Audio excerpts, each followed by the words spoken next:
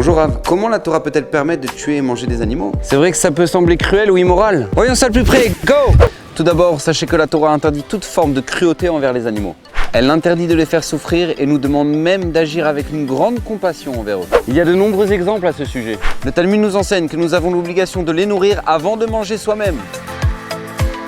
Il est interdit d'affamer les poules pour profiter d'un meilleur rendement ou de mettre un poisson dans un aquarium trop petit qui le ferait souffrir. Nous avons l'interdiction de se divertir par la chasse ou la corrida ou de poser sur un animal une charge trop lourde. Nous avons l'obligation de préparer à nos animaux un bon endroit pour dormir. En hiver, il est interdit de les laisser au froid et en été à la chaleur. Il faut les soigner dès qu'ils en ont besoin. Et il est connu que le grand kabbaliste le Harizal n'a jamais tué une quelconque créature de toute sa vie. Et même si un animal doit être tué, la loi exige de prendre toutes les précautions pour qu'il souffre le moins possible. Notre histoire nous montre aussi l'importance de respecter les animaux. Quand Moshe Rabbeinu a fait preuve de compassion avec un agneau, Dieu lui a alors promis d'être le berger du peuple d'Israël. Et Rabbi Yehuda Hanassi a souffert pendant 13 ans de fortes douleurs aux dents et au ventre parce qu'il a parlé durement à un petit veau.